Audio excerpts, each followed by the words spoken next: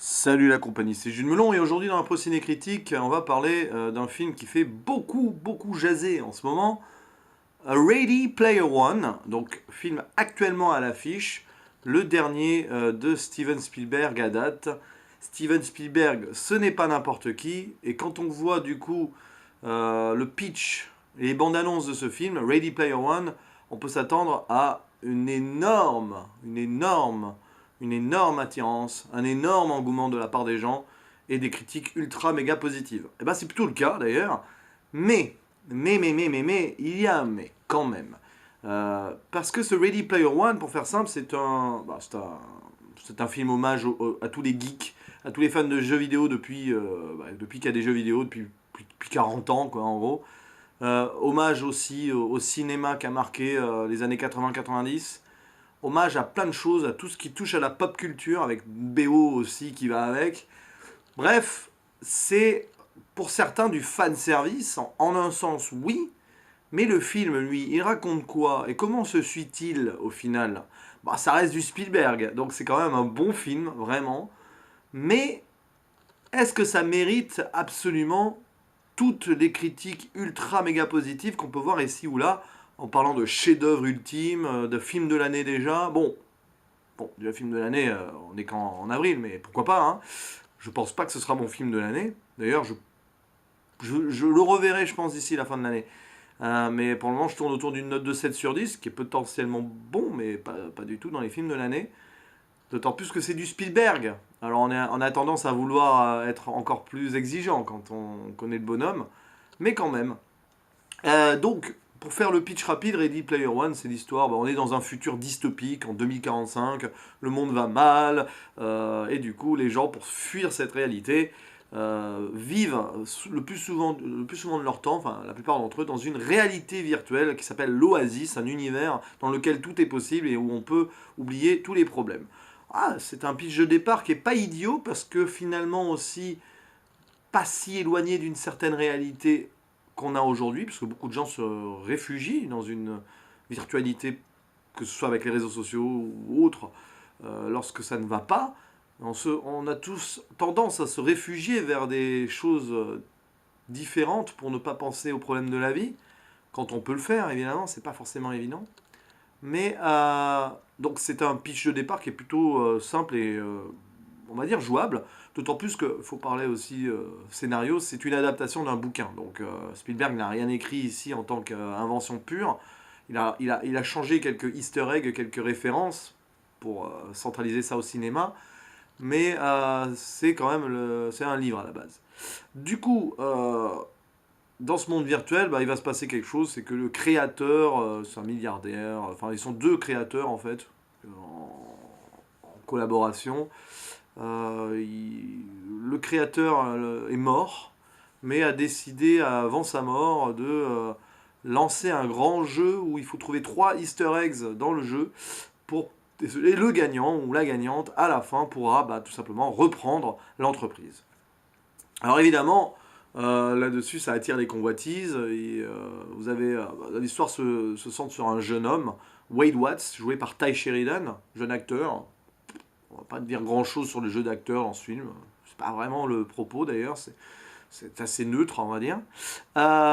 Donc on a un jeune homme qui rêve, voilà, d'aller au bout parce que c'est un grand geek, un grand fan du créateur, Monsieur Halliday. Hein, c'est pas Johnny, hein, mais James Halliday. Peut-être qu'il y a un hommage aussi. Non, il n'y a pas d'hommage. Bref, grand fan et il veut aller au bout. Il veut remporter la timbale, quoi. C'est normal. C'est l'un des joueurs les plus assidus. Et il tourne d'ailleurs avec une équipe ils sont dans une équipe de 5 où ils essayent ensemble donc de réaliser, ce rêve-là de parvenir à ne serait-ce qu'arriver à trouver le premier easter egg, parce qu'au début du film, ça fait des années que le jeu est lancé et personne n'a même trouvé le premier. Donc c'est très compliqué et tout le monde galère. Et en face de ça, vous avez une sorte d'industriel homme d'affaires qui s'appelle Nolan Sorrento, joué par Ben Mendelsohn, euh, qui lui veut récupérer avec son entreprise. Donc il a des joueurs dans sa guilde, ses employés qui essayent aussi de résoudre le problème du jeu afin de pouvoir devenir le nouveau leader de l'Oasis. L'Oasis c'est le nom donc de l'univers virtuel. et pour en faire sûrement des choses malsaines. Voilà, donc vous avez un pitch de départ très simple, avec le méchant et les gentils en face. Les gentils, c'est plus autour du peuple, le méchant, c'est le riche, etc. etc. Donc, d'ailleurs, l'histoire, en tant que telle, se résout sous forme de quête. Il y a 3 easter eggs à trouver, donc il y a plusieurs climax autour de ces easter eggs. Sans trop spoiler, vous imaginez bien que ça avance au fur et à mesure et qu'on arrive à une résolution. Euh, donc tout ceci se passe plutôt bien, le scénario est plutôt fluide, donc le film est un bon divertissement et avec des très beaux effets spéciaux aussi, ça aussi. Mais voilà, moi je suis là-dedans, dans ce film, je ne me suis pas lancé là-dedans en mode nostalgique. Je suis dans une période de ma vie où être nostalgique peut être un peu dangereux, où j'ai pas envie d'être nostalgique, je suis plus axé sur le futur, peut-être trop d'ailleurs, sur les pensées d'avenir de ce qui va se passer plus tard pour ma vie, etc. Normal, le cap des 40 ans est bientôt pour moi, hein, mine de rien, on dirait pas comme ça. Hein. Oui, je sais, je suis plus jeune que mon âge. Bref. Donc, je suis pas en mode ultra nostalgie. Là, je l'aurais vu l'été dernier, ce film, par exemple, où il y a un an ou deux. Je l'aurais vu avec un pote avec qui on aurait pu avoir cet échange nostalgique. Peut-être que je l'aurais plus apprécié que ça. Là, au final, je l'ai vu en mode film actuel. Et puis, les références qu'il y a dedans, c'est super.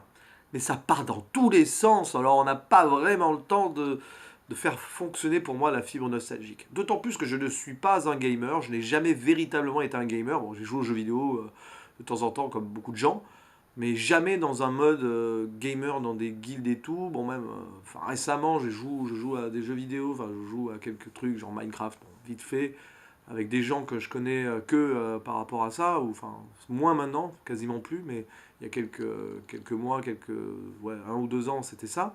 Mais même, enfin, bon, je suis pas un gamer dans l'âme, vraiment pas. Je suis pas passionné par le monde du gaming, vraiment, pas plus que ça. Je respecte les gens qui le sont, je connais des gens qui le sont, c'est très très bien. Euh, mais du coup, j'ai été moins touché par le propos parce que vraiment les gamers ont trouvé même des références actuelles, genre à Overwatch, un jeu auquel je n'ai que très peu joué, donc bref. Et donc la fibre nostalgique du gamer, moi, bof bof. Et la fibre nostalgique du cinéma, comme je le disais, ça part trop vite dans tous les sens. Alors, oui, il y a le géant de fer. Alors, géant de fer, c'est drôle parce que je l'ai vu il n'y a pas si longtemps que ça. Donc, niveau nostalgie, on peut repasser. Même si c'est. Voilà, je l'ai vu, heureusement. Voilà, le géant de fer. Il y a la moto d'Akira, que j'ai vu il n'y a pas longtemps non plus. Donc, nostalgique, pas terrible ici non plus. On voit le T-Rex de Jurassic Park. D'ailleurs, c'est la seule référence que Spielberg fait à son cinéma. C'est intéressant. Bien sûr, la DeLorean de Retour vers le futur, qu'on voit dans toutes les bandes annonces, je crois. Et plus encore, dont on ne va pas spoiler ici, parce que si on parle de certains easter eggs, il y en a d'une référence, il y en a une qui est quand même centrale à un moment du film. Donc on va attendre d'en parler. Bref, ça passe partout dans tous les sens, c'est bien, c'est très bien, mais pour moi ça m'a fait comme une sorte de flow continu de trucs, de références dans tous les sens, et c'était trop. Too much en fait. Trop de trop tue le trop, je l'ai déjà dit ici, mais c'est vrai. Et là, je pense que ça aurait dû être un peu plus condensé, un peu plus, on va dire, dilué et moins balancé dans tous les sens. Bon, voilà, quand ils sont dans la réalité virtuelle, il y en a partout. Vous avez des personnages de plusieurs trucs qui se battent entre eux ou contre eux, enfin ensemble ou entre eux. Et déjà, on n'a pas le temps de tout voir. Alors, évidemment, ça c'est pour appeler aussi le spectateur à revoir le film et faire une liste de références. Ça peut être un jeu sympa. J'imagine que des gens l'ont fait, qu'on peut taper des vidéos sur internet déjà avec la liste des références, comme on l'a fait pour Stranger Things. Quoi. D'ailleurs, voilà, c'est le syndrome Stranger Things aussi, ce film-là, même si je pense que le projet a été lancé avant même que la série. Enfin, bref, c'est pas Spielberg qui a lancé ça en se disant tiens, on va faire comme le revival, on va surfer sur la vague revival. Je pense pas que Spielberg ait fait ça. Même si, on ne sait pas, c'est Spielberg, mais quand même. Bref, on est dans cette séquence revival années 80. Alors ça a marché pour moi avec Stranger Things, parce que finalement, même si c'était très frappant et flagrant, c'était assez condensé pour qu'on l'apprécie. Mais là, c'est too much sur un film comme ça. Et je ne suis pas forcément fan des films aussi qui se déroulent dans une réalité virtuelle. Voilà, ça ne me touche pas autant que j'aimerais que ça me touche. Moi, j'aime bien les films qui s'ancrent dans une réalité avec une tension et un danger. Là, la plupart du temps, les personnages sont dans leur réalité virtuelle et ne risquent pas grand-chose. S'ils meurent, ils reviennent dans la réalité. Bon, il y a des trucs qui font quand même que vaut mieux pas qu'ils meurent. Enfin, voilà, je vais pas expliquer. Et du coup, ouais, j'ai du mal, niveau de tension, c'est moins intéressant. Et puis, qui dit réalité virtuelle, tout est possible un peu, donc... ouais, dans le niveau what the fuck, le niveau surenchère, spectaculaire, c'est cool, mais en fait, voilà. C'est moins cool que si c'était ancré dans une réalité avec un danger. Même si, donc, il y a quand même des scènes dans la réalité où il y a du danger dans ce film, donc pour compenser un peu. À ce titre-là, j'ai beaucoup aimé la fin. Voilà. Euh, mais le film a du mal à se lancer. Il y a aussi cette exposition assez basique et très frontale au début du film, où on te présente tout comme ça. Ouais, bon, on sent de suite qu'on va nous servir sur un plateau pas mal de références et pas mal de trucs. Et c'est un peu aussi le problème des films actuels à vouloir un peu prendre le téléspectateur, pas pour un imbécile, pas non, bien sûr, mais à vouloir le prendre par la main, à le guider. Et ça a tendance à me gonfler un peu ce genre de scène d'exposition où on veut vite te faire entrer dedans parce que ben, on va sentir que on sent que ça va être compliqué en fait, un peu, qu'il va falloir digérer toutes les références et du coup, bam bam bam, voilà, hein, un monde dystopique, machin, réalité virtuelle créé par ci, ça, machin, jeu, tout ça. Ouais, bon, en même temps, c'est un petit peu obligatoire dans ce film-là, d'en arriver là. Du coup, ouais, on peut parler de la musique aussi. Alors, ça aurait dû être John Williams. Finalement, c'est Alan Silvestri. Alors, je ne sais pas ce que ça aurait changé. Bon, John Williams, on a tendance à le reconnaître de loin, mais Silvestri aussi. D'ailleurs, Alan Silvestri se fait plaisir, puisqu'il reprend un peu un thème de Retour vers le futur, à un moment. Ce qui colle bien, puisque, puisqu'il y a la DeLorean et tout. Mais ouais, niveau musique, j'ai préféré la bande, la BO avec la musique, et encore pas tout. À un moment, il y a We're Not Gonna Make It de Twisted Sister sur une baston, là. Ça, c'est cool, j'aime bien. Mais ouais, sinon la BO, ouais, bah, c'est du fan service aussi, mais ça passe bien. Après, il y a certains choix qui sont un peu étranges, mais ouais. Au niveau acteur, donc je suis pas spécialement attaché au jeu des acteurs. Ouais, les jeunes qui sont ouais, derrière, bah, il y a Ty Sheridan et après d'autres. Bon, ouais, ça passe. C'est très très basique. Il y a, oh, on retrouve Simon Pegg quand même, qu'on voit pas beaucoup dans le film, mais toujours un plaisir de voir cet acteur, qu'on a pu découvrir dans la trilogie Cornetto, notamment les Shaun of the Dead et compagnie. Mark Rylance aussi dans le rôle de Hallyday. Alors, touchant dans certaines scènes. Et là, je vais devoir ouvrir les spoilers. Voilà, spoiler à partir d'ici, mais très simple. Deux spoilers, donc, puisque on parle de Mark Rylance, très touchant sur la scène de fin où on voit que bah, il y a une scène de fin où on le voit, on ne sait pas si c'est le vrai lui, son avatar, il y a un petit mystère sur la fin où il parle de la création et là, bon, bah, en gros pour faire simple, hein, Wade Watts, le jeune homme, le jeune héros du film, gagne, trouve les trois easter eggs et se retrouve après, bah, le dernier niveau, c'est la maison d'enfance du créateur et on voit un jeune homme seul qui joue aux jeux vidéo. C'est très triste d'ailleurs, un peu comme ça. Il y a une critique aussi de la virtualité à la fin. Et c'est ça qui m'a fait aimer le film au final. C'est que, ouf, à la fin, il y a une critique de la virtualité. Et en gros, seule la réalité est réelle. Voilà le message final. C'est tellement bête, basique, mais vrai, que ça passe. Il y a beaucoup d'émotions dans les propos du fondateur, du créateur à la fin. Où on sent qu'il a pas été heureux, tout simplement. Il n'a pas été heureux dans sa jeunesse, dans son enfance, dans sa vie de famille. Il a été isolé. Et il a créé tout ça pour fuir quelque chose. Et il a donné tout ça aux gens. Mais en mode, les gens ont pris comme lui parce il était triste et seul. Je trouve ça triste comme propos, mais vraiment réel. Les jeunes d'aujourd'hui, ou même les jeunes il y a quelques années, ont tous subi ça, ou subissent ça encore aujourd'hui. Mais pas que les jeunes, hein, même des adultes. Cette solitude-là, et la réalité, on a du mal à la vivre. J'en suis un peu là aujourd'hui, c'est pour ça que ça m'a touché. Je me sens parfois surpassé par la réalité des choses, par la solitude, même si je vois beaucoup de gens et tout, il y a des moments où on sait qu'on est seul face à nous, face à nos pensées, face à ce qu'on a envie de faire ou ce qu'on aimerait faire mais qu'on n'ose pas faire ou qu'on peut pas faire ou qu'on ne se sent pas la force de faire alors qu'on pourrait le faire. Et il n'y a pas d'âge pour ça. Et c'est vrai que la réalité, il n'y a rien de plus beau, mais il n'y a rien de plus violent aussi à vivre. Et le propos final du film m'a touché. Et c'est un peu dommage d'ailleurs on arrive juste là pour ressentir le propos du film, alors que ça aurait pu être mis en avant à d'autres. Quoique c'est un peu mis en avant aussi avec le jeune Wade Watts qui tombe amoureux de sa copine, donc Artemis dans le jeu. Il tombe amoureux virtuellement, mais il la voit en vrai et il tombe quand même amoureux. Donc, et puis la réalité prend le dessus. Mais ce message final touche. Et pas que pour les gamers, et pas que pour les ados et les jeunes. Et voilà, l'easter egg final, c'est un bon repas en famille, par exemple. Ça paraît bête, tout ça. Un bon repas entre amis, en famille, une balade, euh, une discussion avec quelqu'un.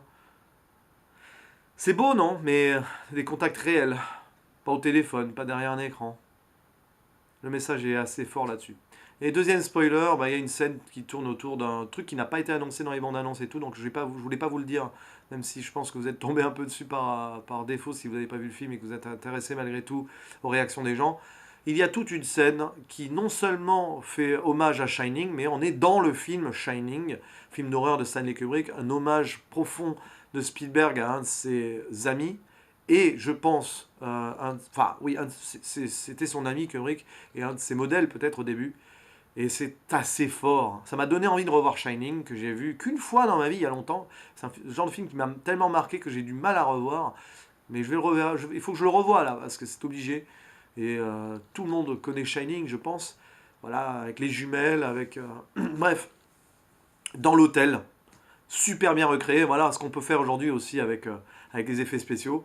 Et c'est superbement bien fait. Avec un peu d'humour aussi. Une touche d'humour là-dedans. C'est vraiment bien fait. Voilà, ça c'est la scène qui m'a marqué dans le film, avec la fin. Donc voilà, 7, 7,5 sur 10 sera ma note. Peut-être que je mettrai plus en le revoyant. Il faudrait que je le revoie avec quelqu'un avec qui je pourrais en discuter et tout. Bon. Mais voilà, dans cette critique un peu plus longue que d'habitude, j'avais envie donc de parler d'un film qui fait parler et de mon ressenti dessus. Il m'a fait réfléchir malgré tout. Je m'attendais pas forcément à mieux, mais disons que j'en ressors un peu tempéré. C'est sûr que j'aurais pu espérer mieux, c'est du Spielberg quand même, et puis bon, il a fait tellement de grands films.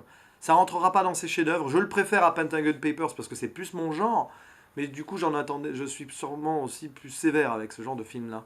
Est-ce que c'est un film qui gagnera avec le temps, avec des relectures? Peut-être.